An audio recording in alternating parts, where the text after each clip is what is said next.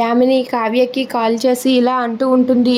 ఇప్పుడు రాజ్ నీ దగ్గరికి వచ్చి నీకు ఐ లవ్ యూ అంటూ ప్రపోజ్ చేస్తాడు. ప్రపోజ్ చేస్తే నువ్వు వెంటనే ఐ లవ్ యూ టూ అంటూ ప్రపోజల్ని యాక్సెప్ట్ చేస్తావా?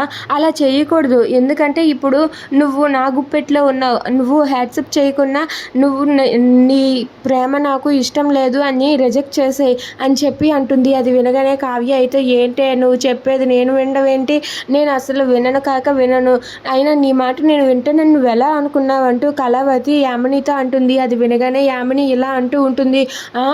వింటావు ఎందుకు వినవు?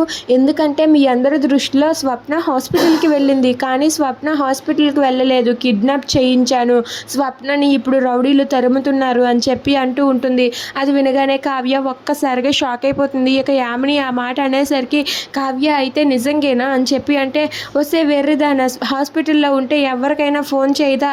తను ఇప్పుడు రౌడీల దగ్గర ఉందిరే, తను తప్పించుకొని పారిపోతుంది అని చెప్పి అంటూ ఉంటుంది. అది వినగానే వెంటనే కావ్య ఫోన్ కట్ చేసి వాళ్ళ అమ్మమ్మ గారితో చెప్పి నేను ఇప్పుడు అక్క దగ్గరికి వెళ్ళొస్తాను అంటూ పరిగెత్తుకుంటూ వెళ్తూ ఉంటుంది. ఇంతలో అక్కడికి రాజు వచ్చి హలో కళావతి గారు అని చెప్పి పిలుస్తూ ఉంటాడు. అది చూడగానే అక్కడ ఉన్న కావ్య ఒక్కసారిగా షాక్ అయిపోతుంది.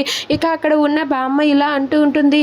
ఏంటి అదిగో నా మనవడు కూడా వచ్చాడు, నా మనవడు నువ్వు సరదాగా మాట్లాడుకోండి, ఇప్పుడు ఎందుకమ్మా హాస్పిటల్కి అంటూ బామ్మ అంటూ ఉంటుంది.